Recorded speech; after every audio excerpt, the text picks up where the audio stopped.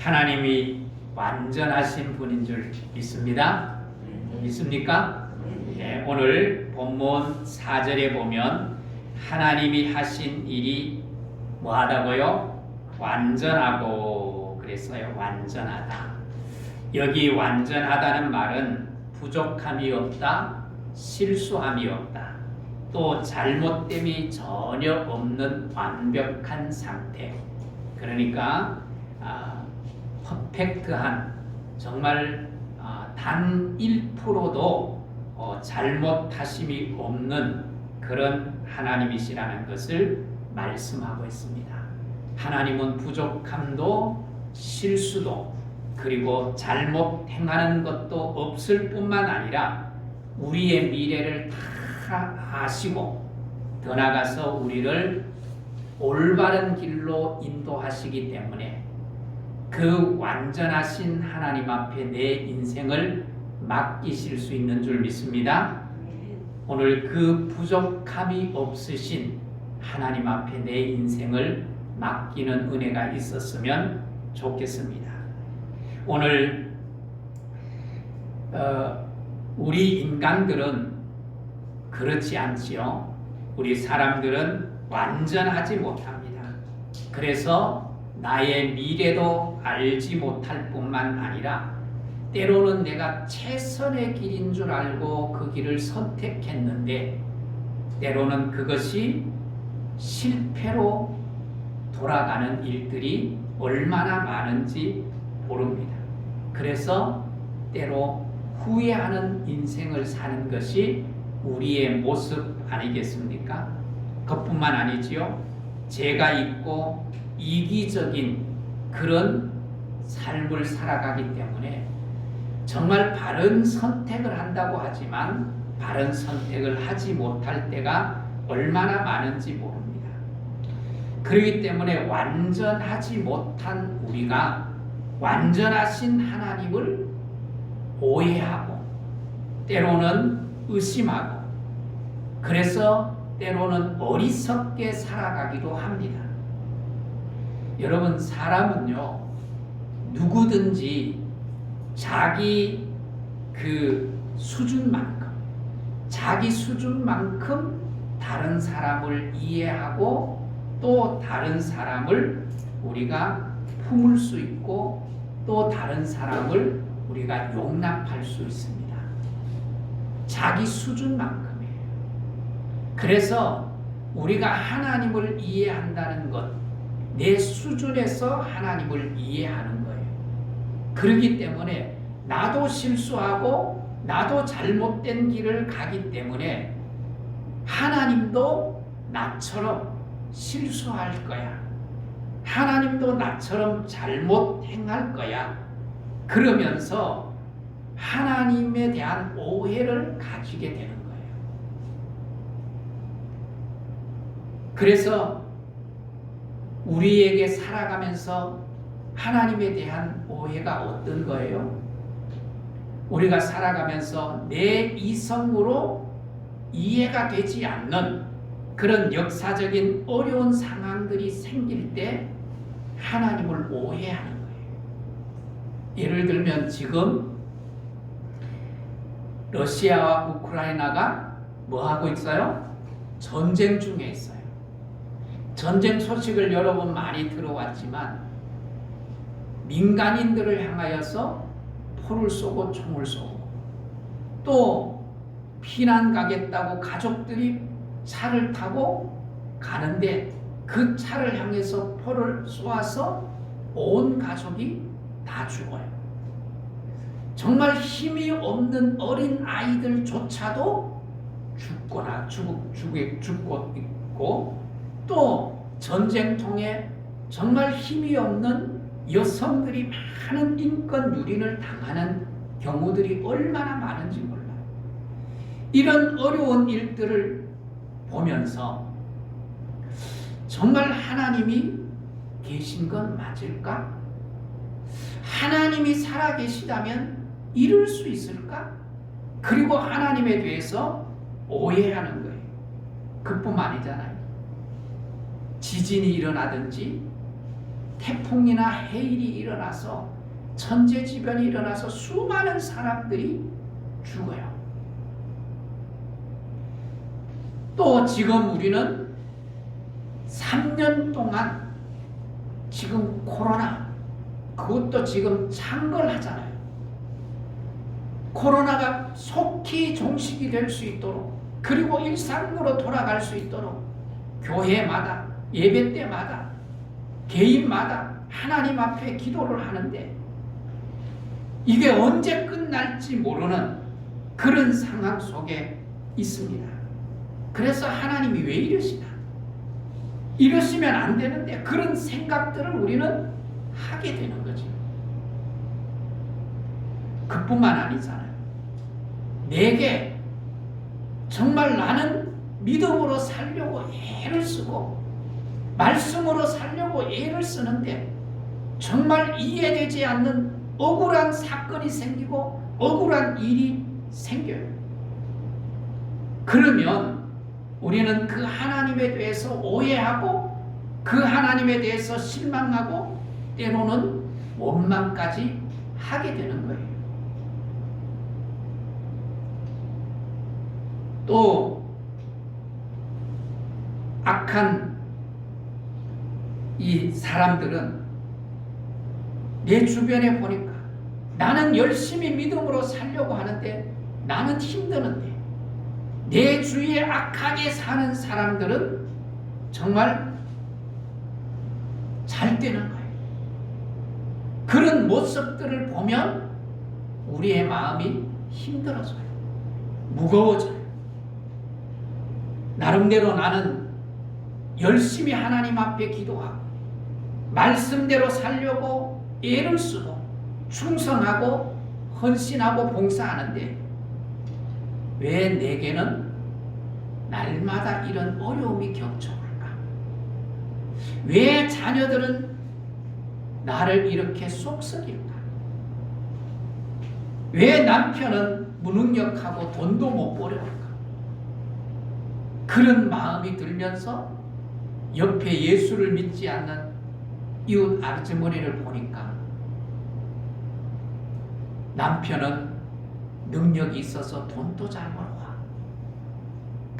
아이들은 머리가 좋아서 공부도 잘하고 취직할 때 되면 취직도 쑥쑥 잘하고 가정에는 아무런 문제가 생기지도 않고 그런 모습들을 보면 왜 나는 말씀대로 살려고 애쓰는데 왜 내 인생은 이렇게 꼬일까? 그러면서 하나님에 대한 섭섭한 마음이 들기도 하고 하나님에 대한 오해와 원망을 하게 되기도 하는 거예요. 여러분은 어떠세요? 우리만 그런 게 아니에요. 성경을 한번 보십시오. 시편 73편을 여러분 다 찾으십시오. 시편 73편을 보면 이 시인이 하나님 앞에 이런 고민을 하고 있어요. 73편 2절 3절에 보면 악인이 형통함을 보고 넘어질 뻔했다. 미끄러질 뻔했다. 그렇게 고백을 하고 있어요. 도대체 악인의 무엇을 보았기 때문에 이 시인은 넘어질 뻔했고 미끄러질 뻔했는가? 4절 5절을 보십시오. 그들은 죽을 때에 뭐도 없어요? 고통도 없어요. 고난도 없어요. 재앙도 없어요. 이 정도 되면 어떻게 해요? 우리의 머리가 막 돌아요. 하나님이 왜 이랬을까? 그래서 우리의 마음이 힘들어지는 거예요. 그뿐만 아니에요. 얼굴은 아주 때깔나고 생각보다가 돈도 더 잘 버리고 7절 보십시오. 살찜으로 그들의 눈이 솟아나며 그들의 소득은 마음의 소원보다 뭐예요? 더 많아요. 더 많아요. 이렇게 되다 보니까 이들이 얼마나 악한지, 얼마나 교만한지 하나님을 조롱하고 하나님을 비웃어요. 11절을 보십시오. 말하기를 하나님이 어찌 알랴? 지존자에게 지식이 있으랴? 우리가 사람을 괴롭힌들, 사람의 것을 착지 한들 하나님이 어찌 알겠어? 하나님이 어찌 지식이 있겠어? 그러면서 그 하나님을 조롱하고 무시하는 교만함을 보이는 거예요. 여러분, 하나님이 계시면, 하나님이 계신다면 당장 이런 사람들은 어떻게 해요? 벼락을 치든지 그래야 되는 건 아니에요. 그런데 벼락은커녕 더 잘 되는 거예요. 더 잘 되는 거예요. 어찌 이럴 수가 있을까? 하나님을 의심할 수밖에 없는 그런 마음이 드는 거예요. 12절을 보십시오. 볼지어다 이들은 악인들이라도 항상 뭐예요? 편안해요. 항상 편안해요. 또 뭐예요? 재물은 더욱 불어나요. 이런 거 보면 정말 열심히 예수 믿고 주님을 가까이하고 주님을 의지하는 사람이면 견디기 어려운 거예요. 정말 하나님이 계실까? 하나님이 계시면 이 정도 될까? 이런 고민들을 할 수밖에 없는 거예요. 그러면서 뭐예요? 이 하나님의 말씀에 대해서 그리고 선하게 살려고 애쓰는 것에 대해서 고난과 힘든 일만 자꾸 생기면 내가 믿는 이 믿음이 옳은 믿음일까? 내가 정말 믿음을 잘 선택한 걸까? 그러면서 뭐예요? 믿음을 놓아버리고 싶은 생각도 드는 거예요. 그래서 한번 보십시오. 13절 14절 보십시오. 내가 내 마음을 깨끗하게 하며 내 손을 씻어 무죄하다 한 것이 실로 뭐예요? 헛되다. 내가 정말 조심하고 하나님 앞에 깨끗하게 살려고 애쓴 모든 것들이 악인들이 잘 되는 걸 보고 이게 다 헛된 거구나. 이렇게 느껴진다는 거예요. 그러면서 나는 종일 재난을 당하고 아침마다 징벌을 받았다. 이런 상황이 이르면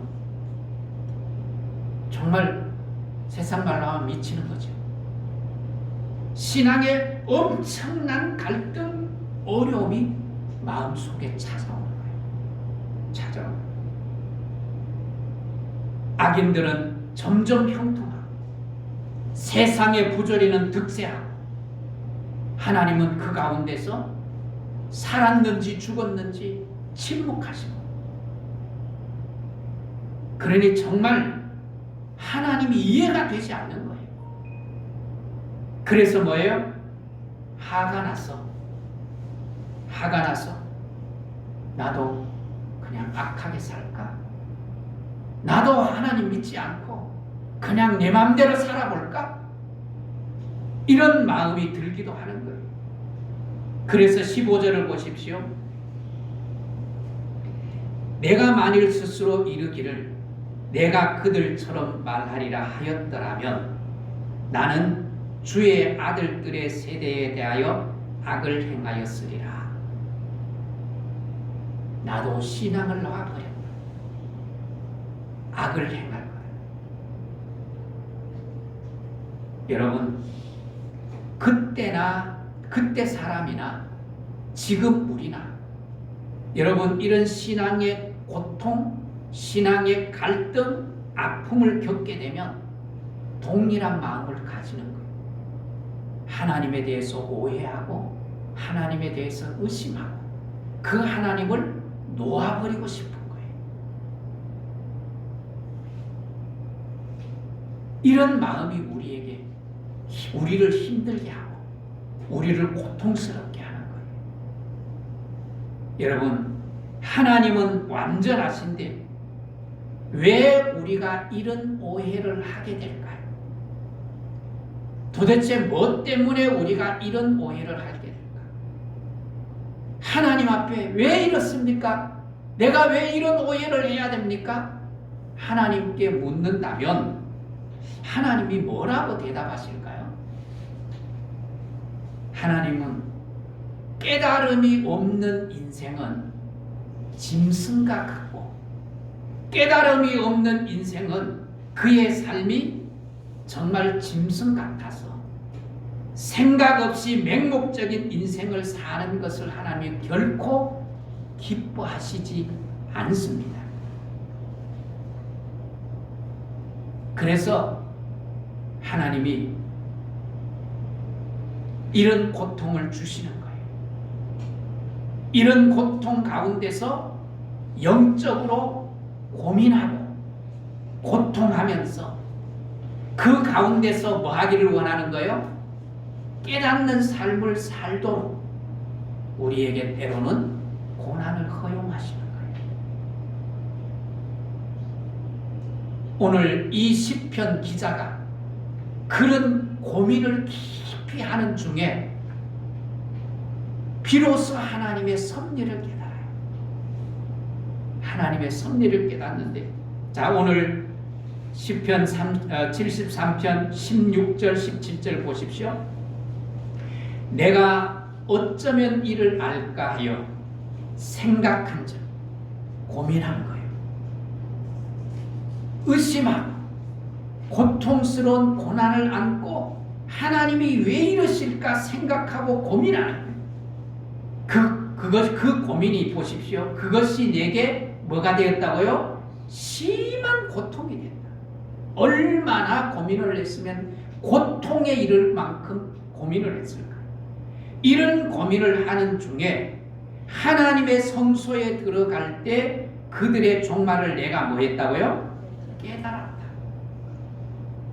깨달았다.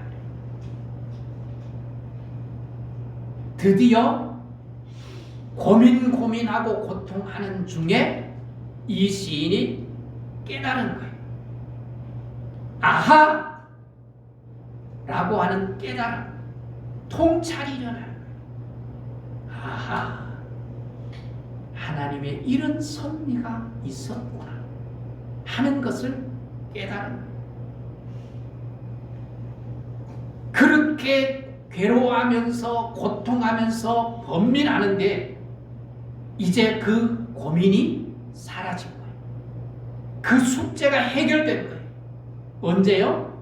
하나님의 성소에 들어갈 때 그 고민이 해결이 됐어요. 여기 성소는 두 가지 의미를 가집니다. 하나는 뭔가 하면 천국을 의미하는 거예요. 천국. 내가 천국에 들어갈 때야 비로소 뭐예요? 악인의 멸망을 보고 아하, 결국은 악인은 망하는구나 라는 것을 아는 거예요. 새벽기도 때 누가복음을 우리가 묵상을 해가는데 누가복음 15장에 나사로 얘기가 나와요. 부자와 나사로 얘기가 나와요. 두 사람의 이 땅의 삶은 완전한 차이가 있어요. 한 사람은 먹고 마시고 좋은 옷을 입고 살아요. 그런데 나사로는 뭐예요? 부자의 집에서 상에서 떨어지는 찌꺼기 얻어먹고 살아요. 그것도 배불리 못 먹는 거예요. 부자는 그 나사로에게 조금도 관심을 가지지 않아요. 이 거지가 얼마나 고민을 했겠어요. 그런데 천국 가보니까 알 거예요. 아, 하나님이 이렇게 해서 나를 고난 속에 두셨구나 아는 거예요. 또 하나의 성소의 의미는 무엇인가 하면 성전을 가리키는 거예요. 성전, 예배당을 가르쳐, 교회를 가르쳐. 다른 말로 하면 예배의 자리로 나아갈 때, 내가 예배의 자리로 나아갈 때 하나님의 말씀을 통해서 은혜를 깨닫고 아하라는 통찰, 깨달음이 오게 되는 거예요. 깊은 하나님의 성찰이 일어나는 거예요. 우리에게 이런 어려움과 고민이 있을 때 예배의 자리에 나와서 주님 앞에 엎드리며 하나님께서 말씀을 통해서 깨닫도록 은혜를 주시는 거예요. 할렐루야. 그 예배를 통해서 날마다 하나님의 섭리를 깨닫는 믿음의 성도들이 될 수 있기를 주의 이름으로 축복합니다. 그러면서 악인이 어떻게 되는지 깨달을 뿐만 아니라 나 자신도 깨닫게 되는 거예요. 나 자신. 자, 22절을 한번 보십시오. 먼저 18절을 보겠습니다. 18절, 19절. 주께서 참으로 그들을 어디에 두셨어요? 악인을 미끄러운 곳에 두시고 멸망에 뭐 하셔요? 던지시고. 그들이 어찌하여 그렇게 갑자기 뭐예요? 갑자기 한편 놀랄 정도로 뭐예요? 악인이 진멸되는 거예요. 졸지에 망하는 거예요. 그것도 완전히 진멸, 완전히 망하는 거예요. 그들은 잠시 잘 되는 것처럼 보여지지만 그들의 결국은 뭐라는 거예요? 멸망이라는 거예요. 그걸 깨달았다. 악인들의 멸망만 깨달은 것이 아니라 하나님의 성소에 들어갈 때 자신의 모습을 보는 거예요. 자신의 모습. 자, 22절 우리 같이 읽겠습니다. 22절. 내가 이같이 우매무지함으로 주 앞에 뭐라고요? 짐승이오니. 짐승이오니. 이 말이 무슨 말이에요? 아하. 내가 하나님의 은혜를 깨닫지 못하고 하나님의 섭리를 깨닫지 못하고 몰랐을 때는 나의 삶이 마치 뭐와 같아? 짐승과 같이 우매한 삶을 살아. 그 우매함으로 인하여 완전하신 하나님을 오해하고 하나님을 곡해하고 하나님을 의심해보라. 자기 자신을 보는 거예요. 자기 자신. 오늘 여러분, 악인이 어떻게 되는 것 깨달은 것도 중요하지만 그보다가 더 중요한 것은 뭐예요? 내가 깨달은 거예요. 내가 깨달은 만큼, 내가 아는 만큼 다른 사람을 이해하고 다른 사람을 수용하고 다른 사람을 품을 수 있는 힘이 생기는 거예요. 내가 은혜를 체험한 만큼. 우리 올해 주제가 뭐지요? 표가 뭐예요? 돕는 해가 될 수 있는 거예요. 내가 어두운 곳에 있는데 내 마음이 지금 어두운데 누구의 마음을 밝게 할 수 있겠어요?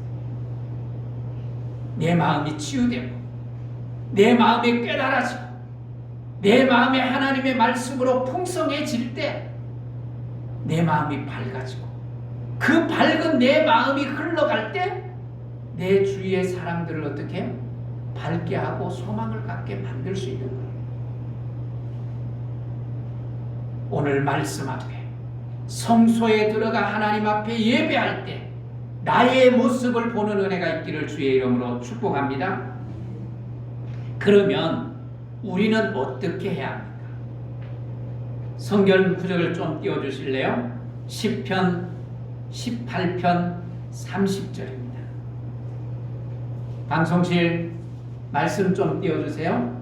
자, 우리 같이 한번 읽겠습니다. 시편 18편 30절입니다. 30절 맞나요? 네. 예. 시편 18편. 네. 맞아요? 자, 우리 같이 읽습니다. 시작.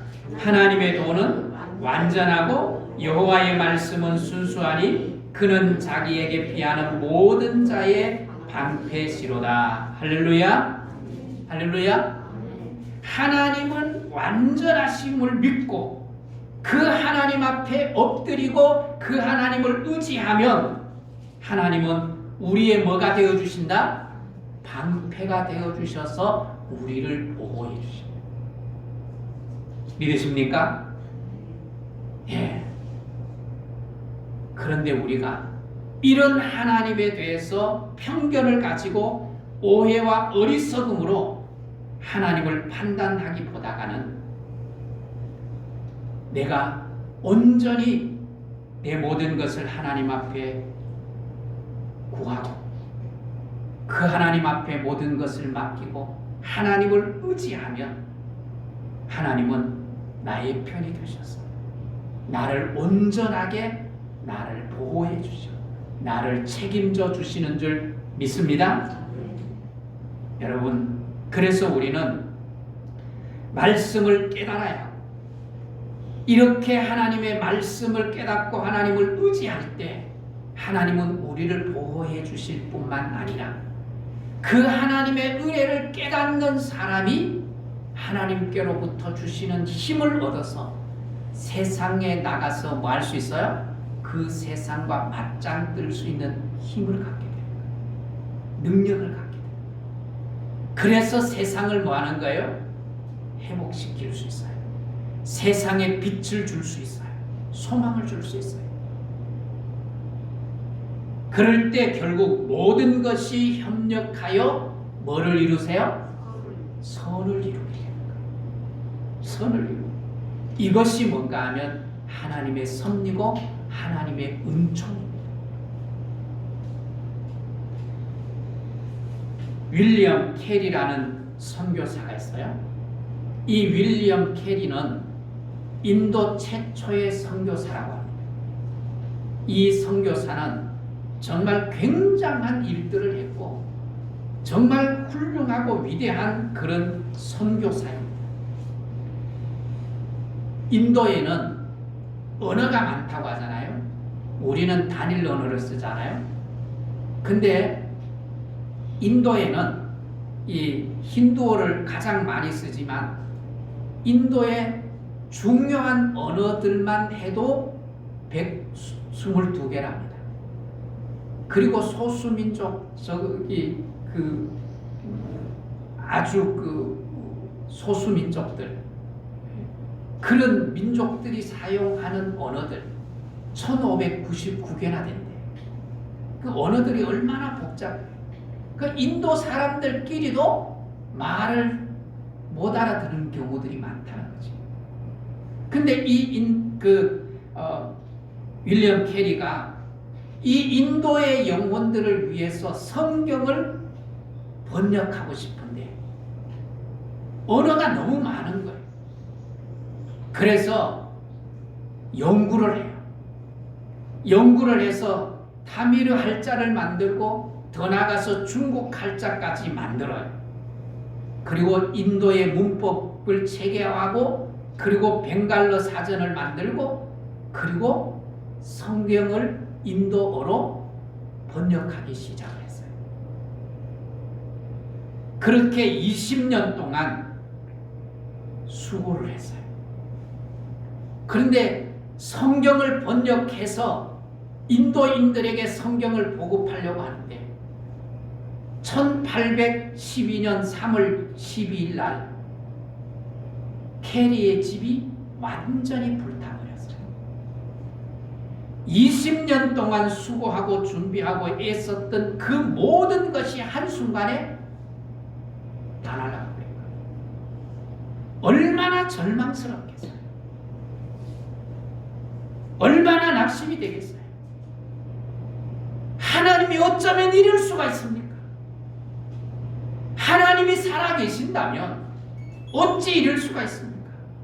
완전하신 하나님이시라면 이런 일을 왜 하나님이 허락하십니까? 이런 절망스러운 상황이었어요. 모든 것이 다 잿더미가 된 거였어요. 그런 상황 속에서 선교사들이 몇 명 모여서 그 잿더미 된 곳에서 하나님 앞에 예배를 드리는 거예요. 성경을 좀 띄워주십시오. 로마서 8장 28절. 예배를 드리면서 로마서 8장 28절을 윌리엄 캐리가 했습니다. 우리 같이 한번 읽겠습니다. 우리가 알거니와 하나님을 사랑하는 자 곧 그의 뜻대로 부르심을 입은 자들에게 모든 것이 뭐예요? 협력하여 선을 이루느니라. 이 말씀을 윌리엄 캐리가 눈물로 읽고 이렇게 말씀하는 거예요. 하나님이 어떻게 하실지는 우리는 아무도 모릅니다. 아무도 모릅니다. 하지만 이 모든 것이 협력하여 선을 이루게 하실 것을 저는 분명하게 믿습니다.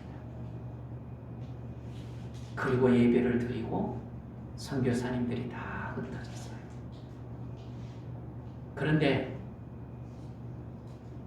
이 윌리엄 캐리를 파송했던 영국에서 이 가슴 아픈 이야기를 듣고 윌리엄 가슴 속에 불붙었던 성령의 불이 영국 젊은이들에게 성령의 불이 붙기 시작합니다.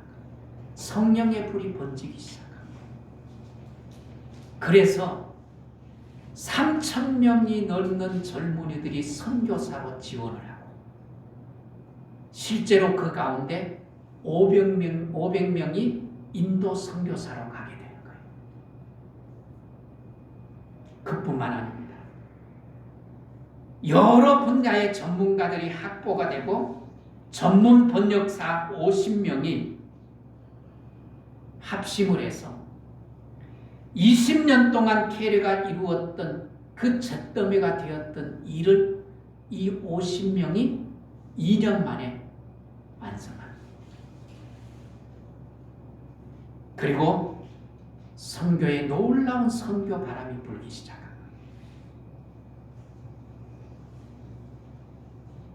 윌리엄 캐리가 그렇게 영혼을 위해서 밤낮 애썼고 그 인도 영혼을 위해서 자기 나라 사람들도 만들지 못한 언어를 사전을 만들고 또 할자를 만들어서 번역을 해서 그것을 책으로 찍어내려고 하는데 불이 나서 아무것도 할 수 없는 하나님이 살아계시면 악한 짓 하려고 한 것도 아니고 선교를 하려고 영혼을 살리려고 그렇게 애썼는데 이런 일이 일어날 수 있을까?